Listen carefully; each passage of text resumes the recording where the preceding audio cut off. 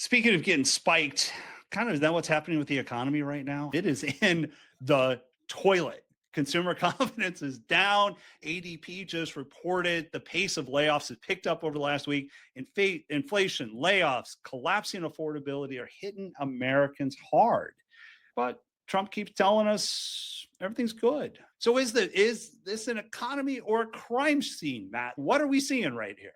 It's a crime scene, and you always know that the cover up is worse than the crime. And in this case, Donald Trump's cover up is very bad. We covered this in last week's That's Bullshit segment. No one is buying this. The Walmart thing is a sham. Turns out that they're comparing. You know what? Just watch That's Bullshit. Watch last week's That's Bullshit to explain why this whole Walmart line is such inherent crap. But yes, you stated it correctly. With the Michigan Consumer Confidence Index, which is the most trusted measure of how Americans are feeling about the economy, it's not at its lowest level ever.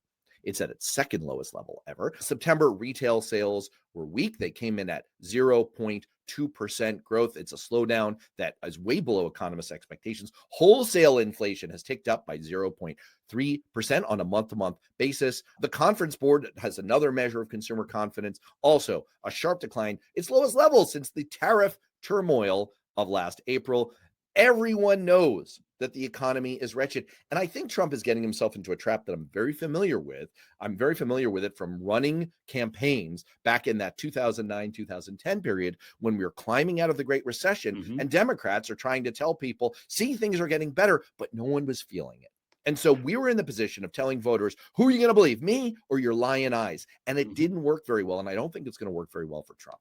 Well, come on, that was Joe Biden's strategy. Tell them that what they're seeing is not real. It destroyed him. Americans aren't going to tolerate leaders who tell them the grocery bills are imaginary. It's political suicide.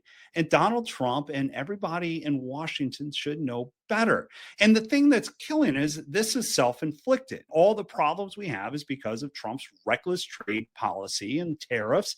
And which, by the way, are probably going to be tossed out as something he couldn't do anyway. But then we still have to deal with Congress, that one big, beautiful bill, which was an absolute unmitigated disaster. So the problem is Republicans are creating this with no end in sight as we just celebrated Thanksgiving.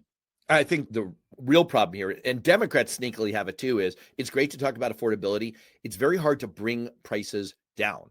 In order to do that, usually you have to have a recession, and no one wants this. This is going to be a real problem, but Trump's the one in charge right now, so it's going to hit him harder. Yes, it's going to be a bloodbath this year because of affordability.